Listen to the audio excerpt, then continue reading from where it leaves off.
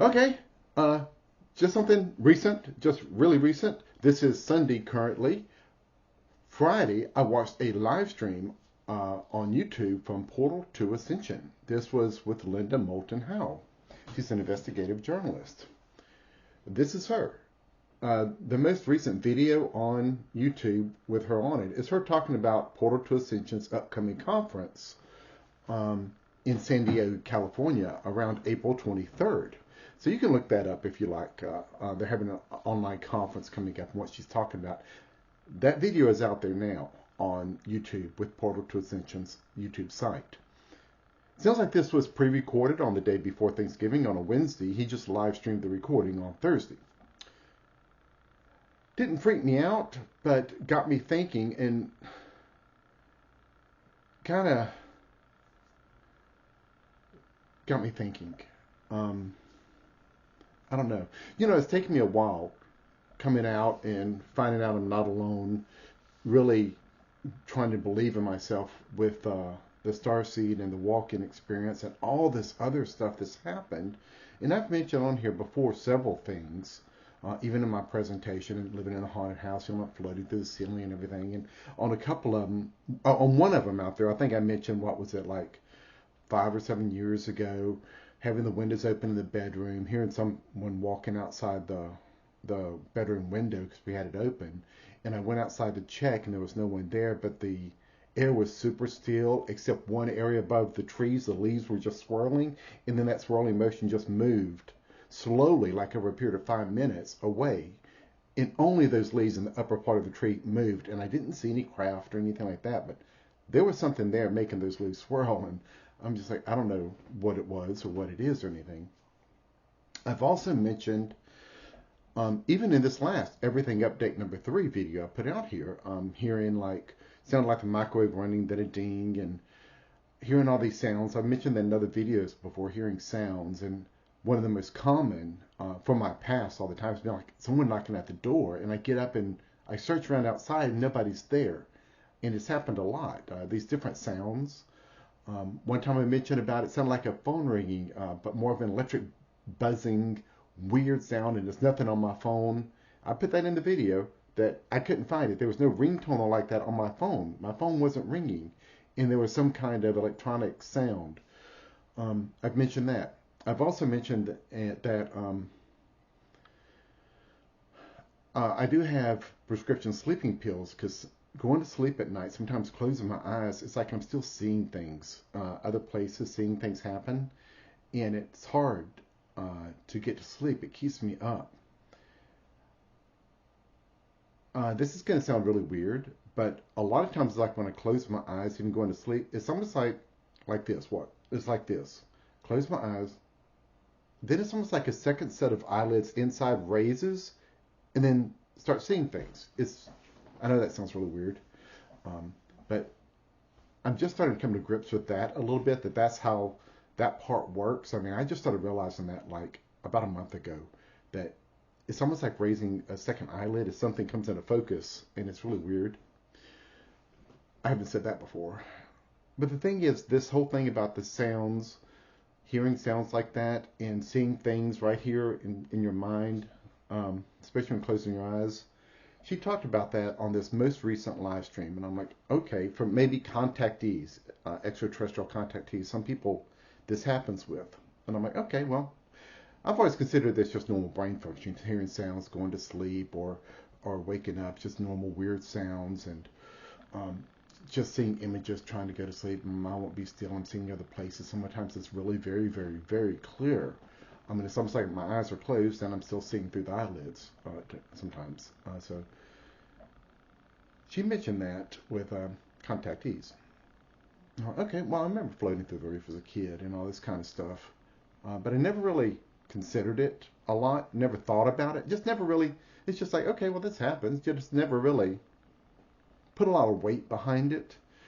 And then she says something else on that live stream. I hope Portal to Ascension puts it out because I'd like to watch that again. But she said something else in that. And she said there's also flashes of light. If you see these flashes of light, and I've never put that out on video before. I've never told anyone about it before because it was another one of those things that I just considered, oh, it's probably just the brain reacting, waking up or going to sleep or something, the brain reacting. But that does happen. And even as recent as, since I've been putting out these videos, started putting these videos out about 3 years ago now, right about 3 years. Within this 3-year period, one of the most recent, I mean, I don't remember waking up, but I'm up. And there's this flash of light, and I'm up. And I don't remember going from a sleeping state to a waking state. All of a sudden, I'm just up, and there's this flash of light. The last one was so bright. I mean, this is going to sound weird again, but it was so bright coming through the window, almost through the walls. The light was so bright and flash. I thought there'd been a nuclear explosion nearby, and I'm serious about that. And I just sat up like there's nothing I can do about this. We're about to die. I'm waiting for the blast to hit. That was my first thought. There's been a nearby nuclear explosion. The flash was so close. It's just so bright, came through the wall. I'm just waiting for the shockwave, the blast to hit, and we're going to die. I was sitting up in bed, just waiting. It's like there's nothing I can do to stop this. And then it didn't happen. I mean, I honestly thought we were going to die. It was such a bright flash of light, and nothing happened. I haven't talked about that before, these flashes of light, at all. And then she mentioned that in that video, and it's just like, are you serious? Wait, what? That's kind of solidifying a little bit in my brain with the sounds and the sights I see. And she mentioned the flashes of light, and I've never told anybody about that before. I mean, I told my wife, that this weird thing happened with the flash of light, especially that last one. But she mentioned that, and I had never told anybody about that, and she mentioned that. If that is true, if that is the case, that there's still some kind of contact going on with me and I don't remember, I wonder if I'm just too afraid to remember. I wonder if I don't handle it well or something. Why can't I remember? I would think I would be able to handle it well. This kind of stuff's been going on in my life, so it's not a big deal. I would hope I'd be able to handle it, but why can't I remember? So, I don't know. Wish I could remember. I mean, I think it'd be all right. I don't think I'd react badly, but I don't know. Maybe it's just the way things are done. I don't know. I'd like to keep an open mind about everything, but that's really solidified that part of it. Because before now, it's just been kind of ephemeral, kind of. The Starseed stuff is really solidified, and the walk-in piece, and the near-death experience, and all this other stuff is really solidified because I put all that down pretty well on video form before. I had it all in video form before all this. I've never talked about the flashes of light. And then she's talking about that specifically like that. And, God, that solidified that is... It's not that I have questions. I mean, I guess I have questions, but it's just part of everything. I like to keep an open mind, and I just go with whatever happens. Just go with it. Just take another... One of my favorite phrases, just for myself, is take another step. Take another step. Keep moving forward. Just take another step and keep moving forward. That's all you got to do. So, that's been on my mind ever since I saw that video, and I wouldn't say freaked me out. Not even weirded me out much. It's just kind of solidifying some things and making me think more about what I mentioned outside, hearing someone walking outside. My wife heard it too. We were both sitting up in bed, and there is someone outside walking outside our window. And I snuck up, looked out the window, didn't see anyone, snuck around the house as quiet as I could, looked out, couldn't find anyone, and then stood there for 5 minutes. Air is perfectly still, no leaves on the trees moving, except in one, it's like a 60-foot diameter. I think in the video I said 60-foot radius. It's like a 60-foot diameter, just swirling leaves in the trees, and then that swirl slowly moved across the tree tops through the neighborhood, and I didn't see a craft or anything else. So, there was no sound, no helicopter sound, because I used to work with a helicopter guy. I didn't know what helicopters sound like. So it's now got me thinking about that too, and some other stuff, and I just don't know. Are they the ones that's been helping protect me? In the interview with Karen Swain, she talks to these mobs or whatever, and said that's who's done some of the protecting with me. And there's been some things that I can't explain protecting me, like the first car crash. I've mentioned in a video before. It was decades ago, sitting at a traffic light, just by myself, and then getting the impression I'm about to be rear-ended, just in my head, about to be rear-ended. And it was strong impression. So I was driving a standard, just threw the car in neutral, let my foot off the brake, leaned back on the headrest, totally relaxed, because you hear that drunk people live better in crashes because they're limp and bounce all over the place. And that's exactly what I did. And I walked out without a scratch. Totaled my car when the guy hit me going very fast. The thing with that one is it also saved a little girl, because there was a car passing in front of me, and if I wouldn't have been there, he would have T-boned that car, and there was a little girl in the driver's side passenger seat, and they stopped. The lady stopped and was totally freaked out, saying, my child would have been killed if you hadn't been there. So I'm glad I was there and got my car totaled, but I was fine. Also, I mentioned another time about the tie rods on my truck going out, and Karen mentioned it kind of briefly, and what it was is, I still can't explain this, but my steering went out completely. My steering wheel is rotating freely. I have no control, and my truck drifted into oncoming traffic. I was feet from a head-on collision on a bridge over a river, and my whole truck somehow ended up back in my own lane, and there was no way I could have turned the steering wheel fast enough or anything, even if I had any control.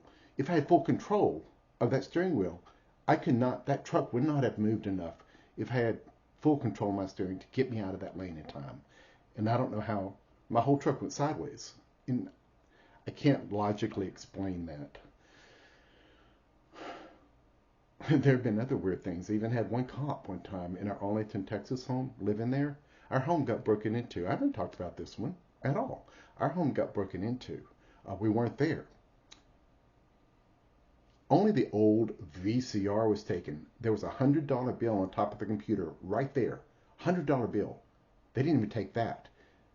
And even the cop was talking, and we were talking to him when he was investigating, broke in the door, grabbed the VCR first thing, and the only thing we can figure out is a tree fell in our backyard at that exact moment. Just a tree fell in our backyard at that exact moment and scared him off. He didn't even take the $100 bill right in front of his face.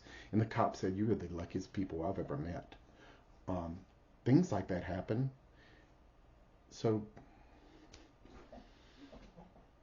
I don't know. It's just a weird little feeling, in your chest right now, just thinking about that. It's just a weird butterflies or something, I guess you'd call it, but just a weird feeling. And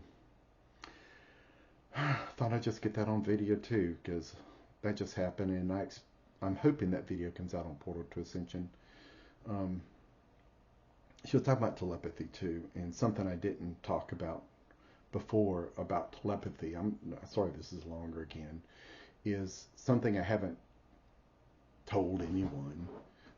But when Karen Swain interviewed me, there was one point, and I don't know if this is real or not. I should ask Karen Swain, I should ask her. But when she was describing her conscious evolution of telepathy, and one time she went to the supermarket, and she would see the labels, and all the advertisers would come in her mind, the processes, everything about that label flew into her head, and she was seeing everything. If you watch a video, and I'm just really into it, just like, yeah. Because what was happening, I was seeing the memories in my own head. And the problem is, I don't know if that was my memories or if I'm seeing her memories. And that's the way the telepathy works with me, is sometimes when I get really involved like that with people, I'm seeing images in my own head, and it feels like my own memories. It's my memories, but it could have been hers. And I just don't know about that. Because the other thing she did not say is The worst ones were cans of peas. She didn't say that, but that's the images I was getting, so I've got to ask her that. Was it cans of peas? That really was the last straw when she had to drop the basket and run out of the store because it was can of peas and every pea was a different idea and concept coming in for the label. That was part of the memory. And the other part that she did not mention was running out of the store, and there was a lady in, I think, a brown jacket, maybe with a kid, but a brown lady in brown, as she ran out of the store. And that's a memory in my head. So I don't know if that's my memory or if it was her memory. And that happens sometimes. I've mentioned in one of my other videos getting into arguments with people with this telepathy part. And I try not to get into arguments because sometimes I will say things and they say that didn't happen. I didn't say that. Yet they thought it. And they'll come back, yeah, I thought that, but I didn't say that. And I get too involved and pull things out and I start saying things that I shouldn't know about. And it's like my own memory. It's like, I remember you saying this. And then they've never said it, but it's in my memory because they've thought about it. And it's real to me. So sometimes things get confusing. It's like, I hope this video I saw with Linda Moulton Howe, I hope that was real and not that it actually came out. And it's not like a premonition thing, because sometimes that happens too. I get time confused a little bit, that it's actually going to be live streamed later and it just hasn't happened yet. And I saw it already. So I don't know. I just don't know. Well, there's my favorite phrase. I don't know. So I'm going to leave it at that with this video. It's pretty long already. 16-minute video. Jeez. Sorry. Just a little, not turmoil, butterflies, a little weird feeling thinking about this whole thing when she was talking, Linda Moulton Howe was talking about the flashes of light in that live stream video from Portal to Ascension.